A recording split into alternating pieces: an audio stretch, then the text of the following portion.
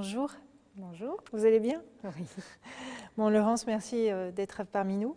Alors, avec vous, l'idée, c'est de parler d'un peu votre vision du manager, sachant que vous êtes un peu une particularité, puisque vous avez différentes vies qui font que vous avez différentes expériences du management. Donc, ce que je vous propose peut-être, c'est déjà nous mettre dans votre contexte à vous, qui nous permet d'apprécier ces différentes vies, et après, on parlera de votre vision du management. Alors moi je suis chef d'entreprise dans un groupe familial qui est un groupe avec un management entreprise libérée, mais depuis sa naissance, depuis 45 ans. Et donc j'ai 3 petites entreprises, des PME. Voilà. Par ailleurs, j'ai été adjointe au maire dans une commune de 37 000 habitants et adjointe aux ressources humaines. Et j'ai aussi eu la chance de présider une association qui milite pour la mise en valeur des femmes, et avec 150 membres. Donc 3 niveaux d'organisation différents, mais où finalement il y a toujours besoin de managers. Alors justement, par rapport à cette vision du manager sous ces 3 environnements, quelle est la différence que vous faites entre cet univers d'entreprise privée, cet univers plutôt collectif, donc de fonction publique, et ensuite d'univers associatif? Alors, il n'y a pas les mêmes contraintes. En fait, dans le secteur associatif, il n'y a pas, j'allais dire, de contrat de travail. Il n'y a pas d'engagement financier, enfin peu. Il peut y avoir des salariés, mais je pense principalement aux bénévoles. Dans le milieu de l'entreprise, on est avec des contrats de travail avec une dynamique nationale, j'allais dire internationale, qui est l'argent. Ce qui, à mon avis, est une erreur, mais bon, c'est ce qui fait marcher les entreprises aujourd'hui. Et puis, dans le domaine du service public, c'est le service au public, mais avec un cadre encore différent, puisqu'il n'y a pas de possibilité de mort de l'institution. Voilà, une entreprise peut s'arrêter, une association aussi, mais une collectivité ou un État, jusqu'à présent, ne s'arrête pas. Alors justement, cette différence que vous faites, est-ce que ça génère du coup une situation qui est vraiment différente quand vous voulez appliquer quelque chose en management, notamment au niveau méthodologique? Alors, normalement, la méthode ne change pas. C'est-à-dire que la méthode, si elle tient la route, et ce qui est le cas puisqu'on était dans le collaboratif aujourd'hui, la méthode peut être appliquée de la même manière. Mais il peut y avoir des étapes qui sont plus longues d'un système à un autre, d'une organisation à l'autre. Parce que justement, il n'y a pas de manager idéal qui serait à appliquer partout. Il y a des méthodes, mais pas de manager idéal. Donc aujourd'hui, je dirais qu'on les expérimentations dans les entreprises se font. On a les résultats assez rapidement, puisque normalement, l'économie est une conséquence d'une bonne gestion humaine, c'est-à-dire si on met l'homme au centre de l'entreprise, ce qui n'aurait jamais dû quitter, à ce moment-là, on a les bénéfices qui sont économiques. Dans une collectivité, on a la même chose. Si on met les hommes qui vont rendre le service au public au centre de l'organisation de la collectivité, à ce moment-là, le service va être rendu avec bonheur, avec enthousiasme. Et dans les associations, ça paraît évident à tout le monde qu'un bénévole est motivé.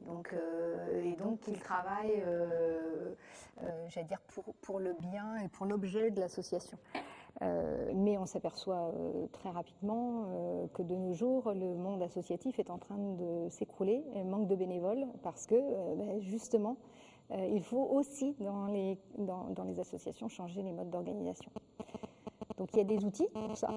des outils qu'on peut mettre dans les 3 types d'organisations, qui vont être des partages d'informations, des outils d'échange, de pratiques, d'échange de données, de la transparence, de la bienveillance, de la confiance.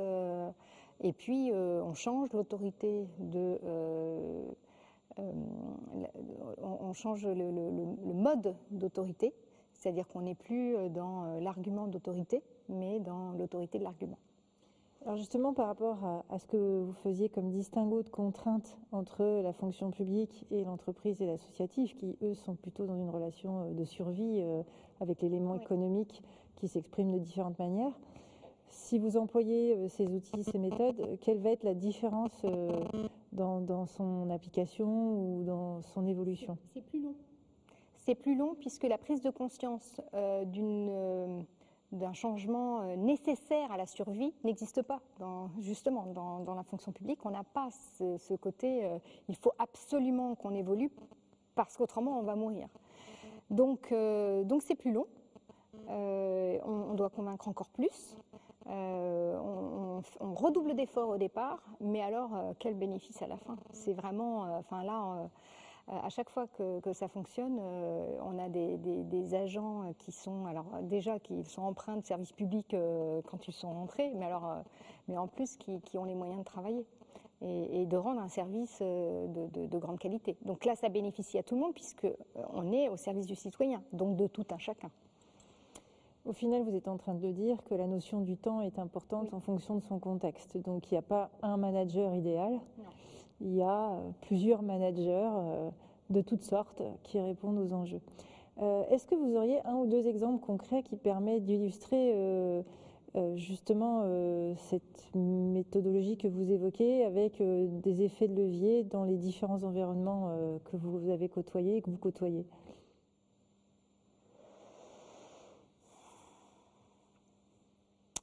Dans les collectivités, la mobilité. La mobilité parce que la fonction publique est une immense entreprise ou organisation, on va dire, qui couvre l'ensemble du territoire. On peut changer de poste ou de région, etc. On est toujours dans la même organisation. Et donc ça devrait ouvrir mais des tas de métiers différents et donc de possibilités de métiers différents à chaque agent. Ce qu'on n'imagine pas quand on rentre dans la fonction publique, ce qu'on n'imagine pas et ce que le public n'imagine pas. C'est-à-dire que le public imagine toujours que quand on est dans telle ville, eh bien on est fonctionnaire de telle ville et puis point à la ligne. Alors qu'on fait partie finalement de la plus grande organisation en France. Et donc la mobilité pour avoir des gens qui soient à la bonne place et donc motivés. C'est-à-dire qui sont volontaires pour faire quelque chose de nouveau. Il faut absolument leur laisser de la liberté, du jeu dans leur parcours. Voilà. Donc ça me paraît un levier essentiel au sein des collectivités. Au niveau des entreprises, je dirais les chiffres. Les chiffres parce que si vous êtes conscient et qu'il y a une transparence des chiffres avec les équipes avec lesquelles vous travaillez tous les jours, que vous fassiez partie d'une équipe ou que vous soyez manager d'ailleurs, vous êtes dans ces cas-là vous-même intra-entrepreneur. C'est-à-dire que vous participez au développement de l'entreprise au même titre que votre voisin, quelle que soit la mission que vous ayez ou quel que soit le niveau hiérarchique, j'allais dire traditionnel, que vous ayez. Et puis, dans une association, l'utilité, puisque c'est ce qui fait qu'on vient dans une association, c'est pour se rendre utile socialement. Et avoir une reconnaissance en général qu'on n'a pas forcément ailleurs. C'est-à-dire qu'on va faire quelque chose qu'on ne fait pas forcément ailleurs dans une entreprise ou dans une collectivité. Et donc voilà, on met à profit finalement des compétences qu'on n'utiliserait pas par ailleurs. Donc c'est cette utilité-là qui serait, c'est le levier sur lequel j'appuierais. En fin de compte, dans les 3 exemples que vous évoquez, à chaque fois, on voit bien qu'il y a une génération d'une création de valeur qui va être vraiment basé sur la manière dont l'homme va s'impliquer et les moyens qu'on lui donne de pouvoir s'impliquer en fait et d'être utile comme vous l'avez expliqué ou de pouvoir être libre de décider ce qui lui convient le mieux pour être le plus performant ou encore d'être conscient des chiffres qui fait qu'en fin de compte on n'est plus dans un cloisonnement et on est plutôt responsable en fait de ce qui va se passer. C'est exactement ça. On devient responsable, on devient acteur et on n'est plus dans je subis. Alors, vous allez me dire, c'est un idéal. Il y a tellement de gens qui ont l'impression de subir les... Voilà, et qui d'ailleurs, pour certains, n'ont pas qu'une impression, vraiment subissent. Mais, puisqu'on parlait de managers, je pense que s'il y avait un trait commun à l'ensemble des managers de demain, ça serait justement d'amener les gens finalement à être des entrepreneurs.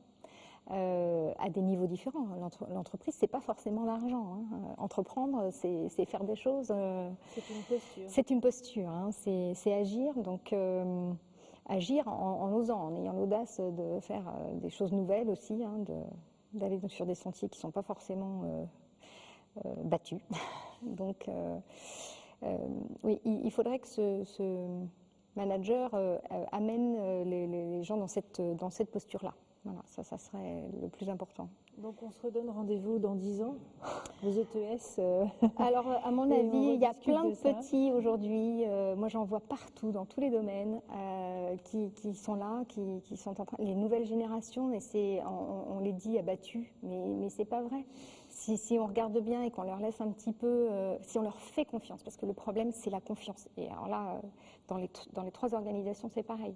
Si on fait confiance aux gens sur leur capacité à amener quelque chose, et donc on les met à la bonne place pour que tout d'un coup, enfin c'est comme une rose, vous la mettez dans le désert, elle ne va pas vraiment pousser. Donc il faut vraiment mettre les gens à leur place pour qu'ils donnent le meilleur d'eux-mêmes, se sentent bien et en se sentant bien, vont forcément faire un travail qui sera positif pour l'ensemble.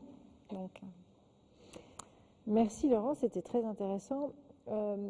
Pour finir, ce serait quoi le message que vous avez envie de passer aux managers des territoires ? Croyez en vous. Croyez en vous, n'ayez pas peur du changement, croyez en vos équipes et j'allais dire, je redis, la fonction publique est une tellement belle institution, parce que là, pour le coup, elle ne peut pas mourir, donc il faut la préserver en la changeant. Et vous avez les moyens. C'est d'abord croire en ce changement, le reste, ça suit derrière. Merci beaucoup, Laurence. À bientôt. Merci.